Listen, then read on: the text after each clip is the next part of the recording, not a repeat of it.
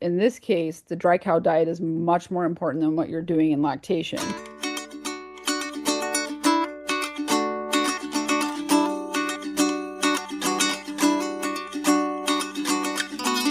Welcome back, everyone, to the Dairy Science Digest. This is a podcast designed to bring the Journal of Dairy Science straight to the ears of dairy producers. My name is Reagan Bluel, and I'm from the University of Missouri Dairy Team, and I'm excited to announce today that we have a guest from the University of Wisconsin. Dr. Hernandez is here to talk about her paper looking at feeding different energy levels at the end of lactation and how that impacts the body condition score through the dry period and then the subsequent lactation. We know that those high-producing dairy cows need to hit the ground running in early lactation in order to hit that peak milk by 2 months. And there's been so much science committed to understanding that the first 3 weeks of lactation are directly manipulated by the dry period. Questions we have here in this particular paper is, what about the late lactation phase? Is there something that we can do differently? Can we manage those cows differently to ensure more success in the subsequent lactation? So all of these results were featured in a recent article in Press of the Journal of Dairy Science titled "The Effects of High Energy and Low Energy Diets During Late Lactation on the Subsequent Dry Period and Lactation of Holstein Dairy Cows." So let's sit back and listen to best understand how to feed your herd through this window of time. Dr. Hernandez, welcome to the Dairy Science Digest. Could you please take a moment to introduce yourself to the audience? Sure. I'm a professor at the University of Wisconsin in the Department of Animal and Dairy Sciences. My primary area is lactation physiology, specific dry cow and early lactation. I've been really interested in hypocalcemia and as well as other dry cow disorders that lead to negative health outcomes. And this project is a result of many discussions with my colleague Milo Wiltbank, who is one of the other authors on the paper. And he and I at one point just started merging things together and asking lots of Yes. questions. And that is how this project came to be. So, Well, that's fantastic. I love to hear that. And I know listeners, if they've listened at any length throughout the seasons, they know that I'm a geek about the transition cow, right? And so just for clarity, guys, that transition window is about 3 weeks prior to calving and 3 weeks after calving, defined way back in the 90s. But this went a little bit deeper, right? Mhm. You were looking at after that animal had been determined pregnant. And could you talk a little bit about the structure of your research project? Sure. So one day, Milo and I are on the same floor, and we had a lot of questions about data coming out related to more associative information about negative body condition score effects, or in my case, hypocalcemic effects on reproduction and various kind of immune outcomes in the transition cow. And most of this was like, Hmm. you feed something and you have a fat cow. And most of the projects have been done where they're feeding lots of energy during the dry period Hmm. and how that affects reproductive outcomes. And he and I, as physiologists, were like, but we want to know the mechanism. What's What happening? is the mechanism? What's Yeah, happening? this big And black box. yeah, do these associations really ring true when you try to design an experiment to check this out?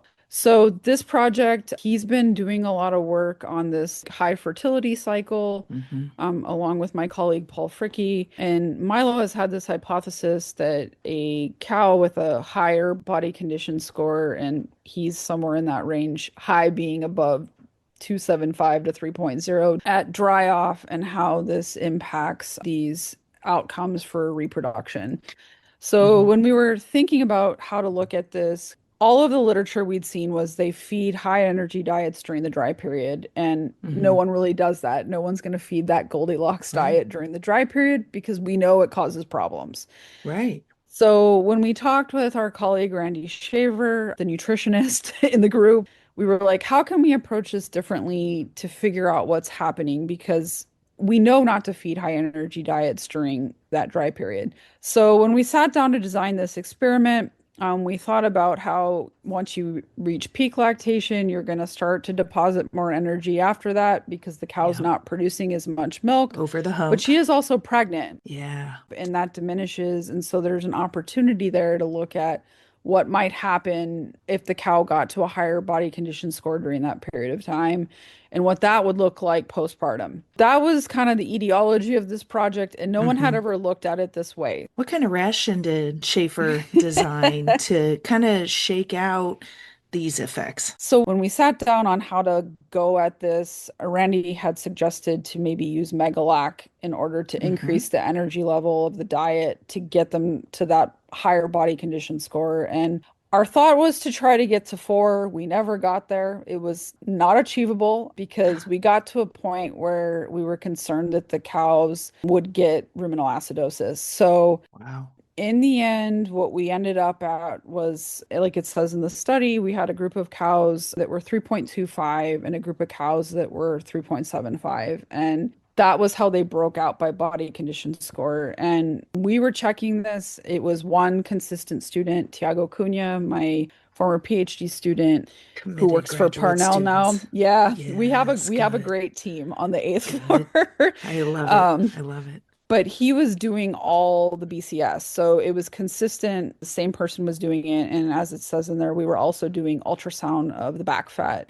Okay, and so these 66 cows were confirmed Hmm. pregnant and then Yes. stratified by body condition score by this single individual that was dedicated throughout the entire project, and they Yes. were moved into tie stalls. Why did you put them into tie stalls?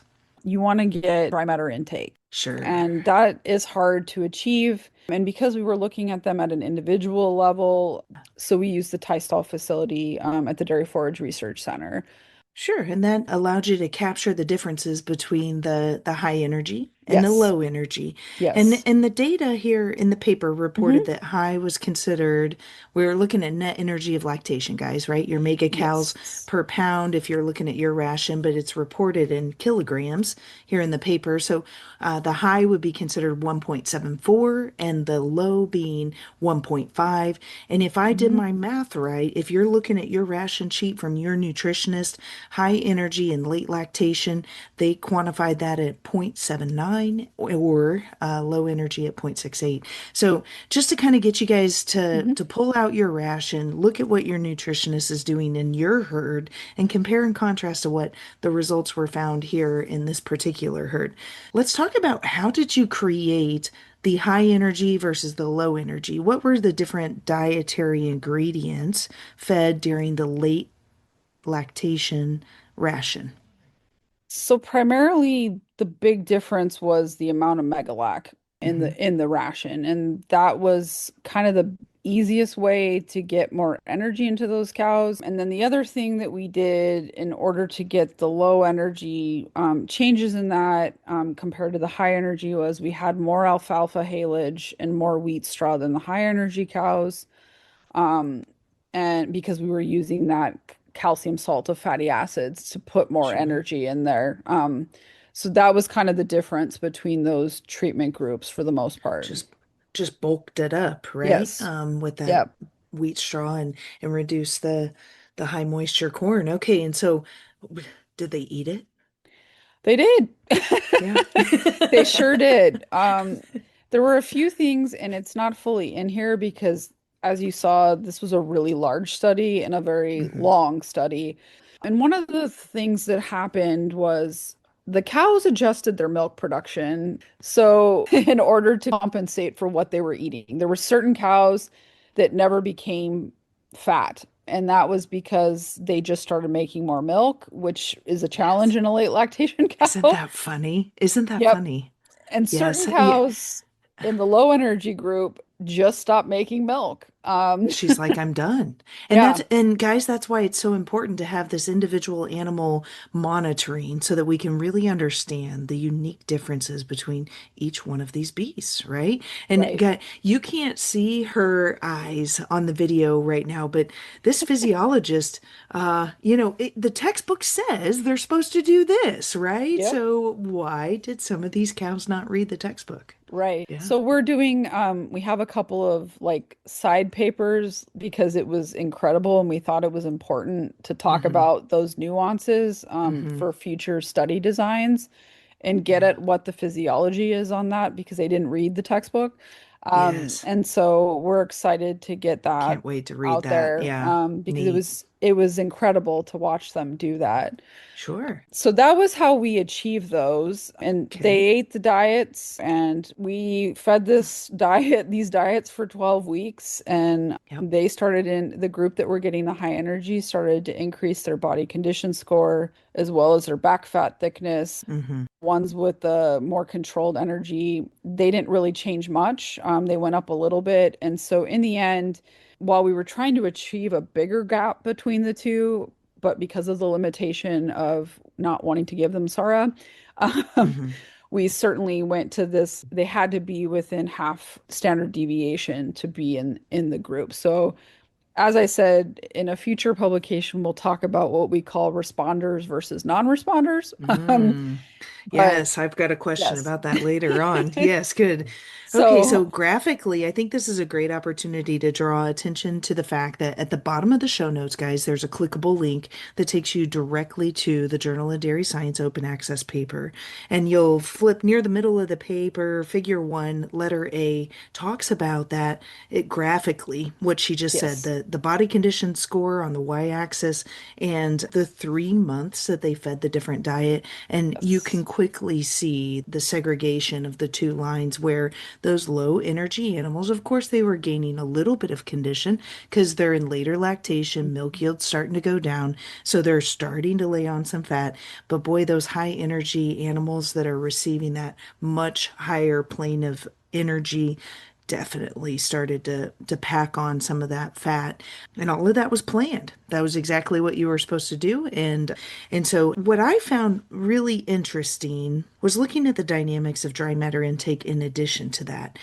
So when I overlay graph A hmm to graph E and kind of look at, yes, they were eating more, but what I found interesting is over time that that cow that was later in gestation receiving the lower energy, had some wheat straw in the ration, their dry matter intake just started to kind of taper off. yes, As low as, they were down to 20, 21 hmm kilograms. So that'd be like 40 pounds of dry matter intake. So much less than a typical Holstein would do hmm in later lactation. Can you talk a little bit about what do you think's going on there in that low energy late lactation animal?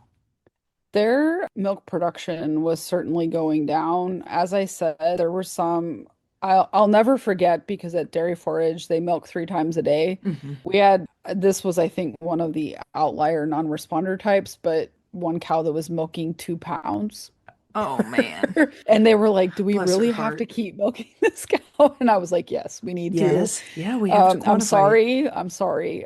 So there was certainly a milk production response, and they just seem to adjust physiologically. Hmm. We believe there's some hormonal responses going on there that we'd like to investigate in the future. And as I said, will be part of a future publication where the cow was like, I'm done. I'm not getting much. And so Can we like we talk a can little shut bit this about down. that?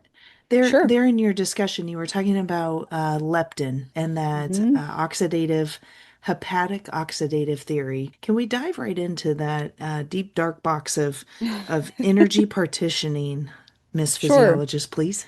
Yes. Sure. So I'm not as into the hepatic oxidative theory, but as a lactation biologist, energy partitioning, that's where my life is. Isn't that cool? So, these cows that are in these dominant processes like lactation or pregnancies, and they're not in like an average day-to-day, I'm not pregnant, I'm not lactating, this is the minimal amount of things I need to survive, right? Hmm. They have to be able to put their nutrients into several different places, and they're going to adjust this through things like leptin and Hmm. adiponectin and insulin and glucagon. Because if they're getting less energy, then why would you work as hard to put as much milk out? Because your energy level is lower. Right? And you see this not just in cows, you see it in other mammalian species Mammals. that are Hmm. lactating. If they don't eat enough, you're going to have to make an adjustment in order to survive. And Right. so I suspect that that's what's going on with these animals, why we need individual data. Hmm. because every animal is different. Some animals can Yeah. keep going and it's no problem. And whether that's all hormonal or if there's genetics, Hmm. that remains to be seen yet. But some animals are able to adjust in a way that others aren't. And it's why having studies as much as we can that are long term like ours and combining that with large numbers of animals are so critical in the transfer of what we do to the farmers and the nutritionists out there and the consultants because, there's so much variability in the animal as well Hmm. as the environment. So, If I could frame this for the listeners just a little bit so that they have a level of appreciation, you were sure. talking about the extensive nature of this research project. These 66 head, not only were they hand delivering a diet that was actually measured every single day on a scale, there was also blood samples that were being taken throughout the entire study, looking at, Yes. the body, not only the body condition score, but we want to correlate that back to some of the metabolic parameters. So Hmm. in previous podcasts, you've heard me talk about NEFAs or non-esterified fatty acids and beta hydroxybutyrates. And so all of these are good measurements that we can help us understand what is actually happening inside that animal. And I'd be curious, I know it's not documented here in the paper, but do you happen to have the genetic analysis on this 66 head? I'd be curious if there was a way to backtrack and configure to see if there was a genetic effect or a sire effect Uh-huh. associated with their response or non-response. Great question. All of our animals are genotyped in our herd, so I'm sure we could do that. And it's one thing that actually my graduate student brought up, and I likely believe it is a component that looking at some of these genetic possibilities are important and might be worth looking at least preliminarily. Hmm. Every geneticist I know in my department would tell me 66 cows is not enough. Hmm. Right, for a And genetic. Hmm. and particularly with the small number of animals that did or didn't respond, it would be hard to extrapolate, but it might be like a first step. A colleague of mine, Francisco Peña Garicano in my department, he did some work on the calcemic side where he got some data from herds in Florida. He took data from projects of mine that I had over the years where I had calcium and whether or not they got hypocalcemia or not. So he was able to pull many studies together to try to Hmm. get at that. And I think that's something worth maybe putting together from our perspective as well. And I do have a few colleagues in my department, specifically like Heather White. She has lots of data on Hmm. BHBs and ketosis that I know, and she does work with Francisco on the feed efficiency side, but kind of getting at some of these questions might be worthwhile. But we were the first to approach this manipulation of energy in this Hmm. manner. Right. And that's what makes, I think, our study unique because all of the high fat, low fat diets, at least from what I could tell in the literature, were largely done during the dry period. Hmm. And interestingly, in fact, what we saw was that the cows were fine postpartum if they went on a normal dry cow diet. Yeah, let's So, so let's yeah. talk a little bit about this. Okay, so we've mapped out that we're doing high or low energy in the last 3 months of lactation, and then you're targeting about a 45 day, 47-day dry Hmm. period. Then they freshen and you followed them for a little bit longer. But before we get there, Hmm. talk about that dry cow ration. Was it any different? They were all given the same ration. At Dairy Forage, they typically feed, it's their standard herd diet. They feed a low energy potassium maintenance diet. They don't typically use like a decad, but it's just a low energy, put in some bulk so that you're not adding a lot of fat to the cows, kind of your Midwestern diet, so to speak. Hmm. And so they all received that, and then they all went on a common lactating diet after they gave birth. So Very good. So the after, only yeah, treatment was that last 3 months of yeah. lactation. Well, I know that I've got a listener out there. I'm going to try to clear the air here that's thinking if they got this high level of energy late in lactation, aka late in gestation, did you have any dystocia? Any calf differences? Good question. We really saw nothing. There were no, and we Hmm. didn't have enough numbers to do like real statistical analysis, but we didn't have They were an close. Yeah. anything. And No. what you would what I would say, like it's one of those times when a grad student walks into your office and they're like, Laura, nothing happened Yeah. And you're postpartum. like, great. Can we Yes. can we like publish this? Like nothing happened. And I said, that's amazing because that tells Yes. you, at That's least in this information. study, that's information, and that in this case, the dry cow diet is much more important than what you're doing in lactation. That's right. We need to understand more about how those cows were adapting and why, but why Hmm. is it that like you can modify the diet when they're in the dry period and you don't Hmm. have these postpartum disorders? And that is a Really huge interesting. question and really Uh-huh. interesting and I think important to the industry. Very good. Yes. Okay. So all the ration was the same. The calves were not different. We're still extensively studying the difference in subcutaneous fat that's quantified both visually with body condition score, but Hmm. also scanning the back fat. And then they went into lactation. Let's really zoom into those first 3 weeks of lactation. What were some interesting take-home points with early lactation? Sure. So, what we saw, at least during early lactation, was that we had no difference in BHBAs, none in NEFA. So, we didn't have any like extra mobilization of fat tissue that was causing this compensation. And what we think was happening, we have rumination data, but when we were in the dry cow situation at that farm, what they do is they go to like the facility set up that they go to this far off barn initially.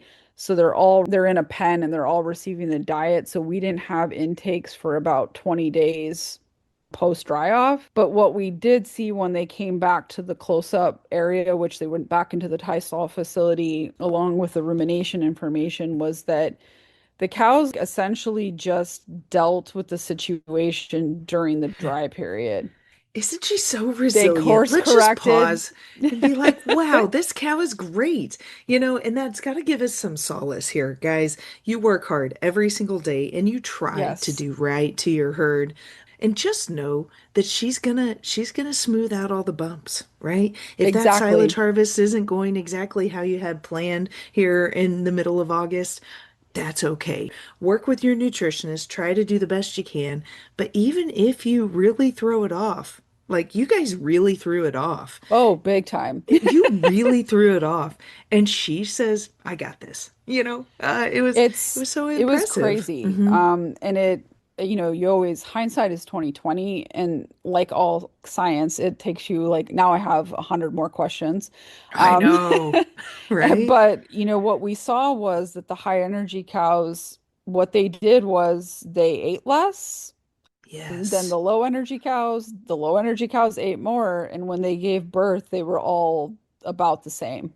They compensated for it. Yes. And And and graphically, guys, this is one of those papers that, sometimes you can do without clicking on the link, but this is definitely one that you maybe ought to click on the link and look at the visual differences because those high energy cows are graphed out with the red line and the low energy with the black line, and you can really see the data teased out. And what's interesting to me is that over the treatment period, we maybe didn't see significant differences, but it's noteworthy that those low energy cows early in lactation ate more in the first 3 weeks. yes. And I think, in all of these transition cow trials that I read through obsessively, anytime you can get those cows to eat more during that window of time, it has to spell success. Yes. Almost always.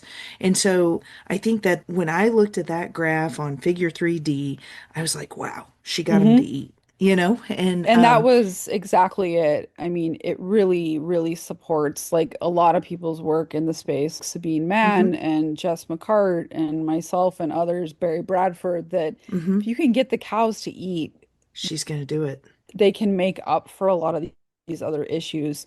Yes, you should really fine tune your diets appropriately, but Mhm. getting them off to that good intake start when they calve is so important.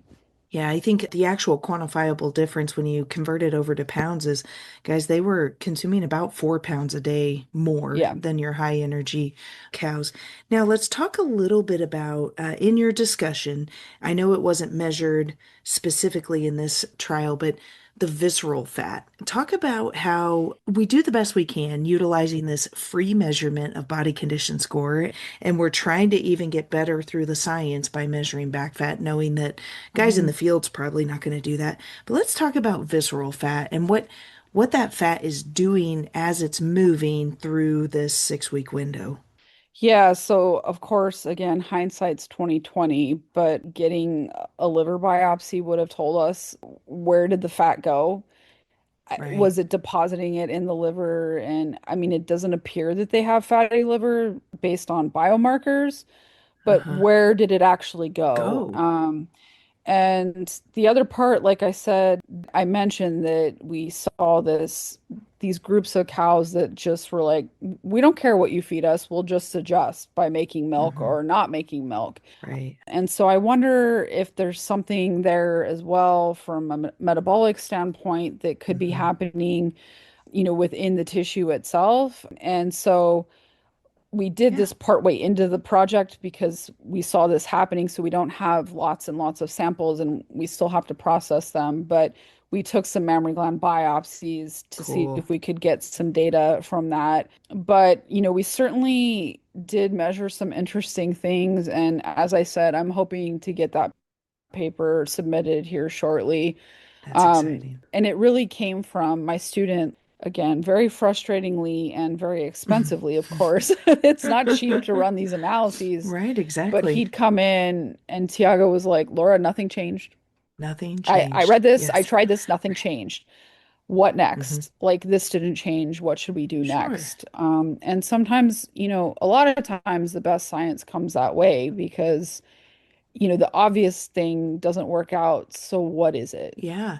And that's what we learned a lot of from this study.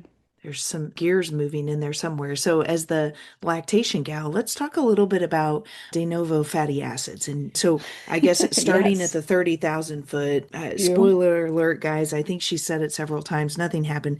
In addition to nothing happening, so we didn't see a production difference. You didn't see, so Mm-mm. both on volume or components. But you did see a slight shift in the fatty acid concentrations comparing the high energy versus the low energy. Let's talk a little bit about that oleic acid Hmm. in the milk harvested from those high energy cows. Well, I mean, when you're feeding something like Megalac, you're gonna shift what's being made in the gland naturally Hmm. versus what's not made in the gland and is coming from the diet. And this is certainly what I would say more Kevin Harvatine and Adam Locke's area. Hmm. But I was not surprised to see that because they're getting that extra source that isn't going to stimulate in that balance where it's about 50-50 on what's coming from the diet and what's being made in the mammary gland. But if you feed more long chain fatty acids over the 16 carbon, you're going to have more long chain fatty acids in the mammary gland and less de Boom. novo, and vice versa. Yes. So that was not super surprising to me. It also made me feel better that the diet was getting in there and they were It was using it definitely, yeah, definitely appropriately. happening. So, just for clarity, the diet that was fed between these two groups in early lactation, that subsequent lactation, wasn't different, No, right? no, So, this was a carryover effect from yes. the previous lactation's ration through the dry period, that mammary gland. Hmm. Or so would that be stored in the liver, maybe? Like what, how, Potentially. because Um, we're talking 50 days yeah, later or yep, I guess because it was the first 3 weeks and so it yes, was as many as 100 days later you're still seeing yes, a response of yes. this fatty acid carrying forward. That's really interesting. Yes. So, and I, and I don't know if that's because of the amount we were doing. I mean, clearly no one wants to feed that much like we did. It was a super physiological attempt.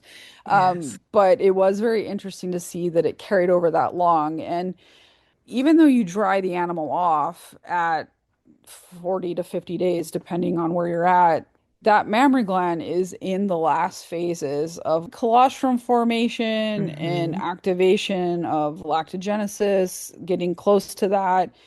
And so it's That's so fascinating. Like this priming of the lactocytes and how you trigger them metabolically to interact with the liver and what's coming from the liver and how that's stored is an area that is there's a lot to be seen there and to be sorted out. So again, makes me wish we'd taken a bunch of mammary biopsies and a bunch of liver biopsies and Yeah. left us with a lot more questions because it was impressive how it primed that. Although there is literature that suggests that the mammary gland can have what's called like lactocrine programming. So this Hmm. effective diet, not just choline or methionine, there are all these different things that can shift what these cells are doing. And during that last period of time of pregnancy, they're really being proliferated Ramped up. heavily Yeah. and getting ready to make milk. So this Right. impact on enzymatic pathways, preferentially dealing with something due to a diet, it isn't totally surprising, but it is like Hmm. very, very understudied. Yeah. Well, and we keep talking about Megalac and the concentration of the ration. So Mhm. summarized there on table one early in the paper, the calcium salts of fatty acids had 2.6% of the ration for the high energy and then zero in all the other rations. So Mhm. none in the low energy, none in the dry off, none in the close up, and none in the next lactations Mhm. milk ration. So yeah, that's really impressive that it carried forward. And I thought kind of a fun detail Mhm. of the paper. It was definitely sad that we didn't get any, like I said, liver biopsies would have been revealing, but where we started from was what happens with BCS and what is the Sure. mechanism to these like Right. health disorders, and we ended up in a very different place. So, Well, and you've got to start the question somewhere, right? mhm. And so that's really interesting. And if it serves you any solace, every single author that I talk to every single month always says, "But wait, there's more." And it's almost become a Always. point of yeah, it's kind of a joke at this point because every single author has said that. Okay, I think perhaps something important to note is that the 66 head that were enrolled in your research project, they were on average about 240 days at that moment, right, when you Hmm. were differentiating them. So these aren't girls that had trouble breeding back. They No. weren't long days in milk and were going to bulk up. These are just going to be really average, well-managed Holsteins, right? Yes, that's correct. The average in lactation number was 2.9 for the high energy and 2.7 for the low, and there was no differences. Yeah, and so I think it's important for listeners to realize that if you're having trouble breeding back your cows, let's not tinker with the ration and throw a bunch of high energy over to them and expect them to perform the way these animals did in this particular well-managed herd. Yeah. Good. Okay, so my favorite question to ask every author is, what would you like boots on the ground dairymen to learn from this informative project? I guess the biggest thing that I took home from it is that you have to invest in your dry cows. Hmm.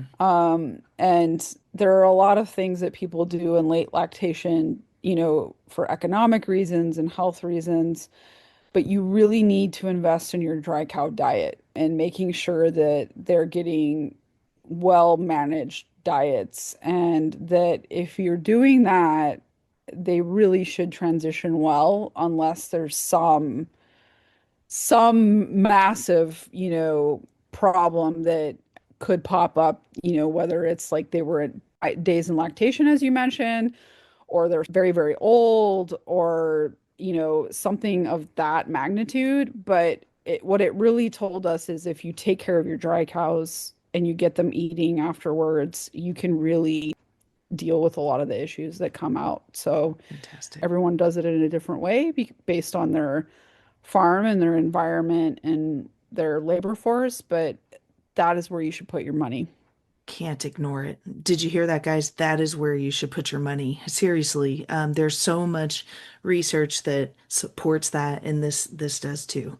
Well, Dr. Hernandez, I thank you so much for your time and willingness to share your science with the audience and to help folks understand how these changes in their ration it could have sizable impact And listeners, I applaud you for taking time out of your day today to learn about energy partitioning that occurs through that late lactation and then subsequent lactation, early lactation phase, because that information helps illuminate the black box of the transition cow that we're trying to learn so much about. I've learned a lot from our conversation, and this has been the August edition of the Dairy Science Digest, a monthly podcast project designed to bring the Journal of Dairy Science straight to the ears of dairy producers. We highlight peer-reviewed research articles in press because it's sound science to base your management decisions around and provided to you by your University of Missouri dairy team. So please be sure to like, share, and subscribe to get future editions straight to your cell phone. This is Reagan Bluel with the Dairy Science Digest, and I hope you have a great day.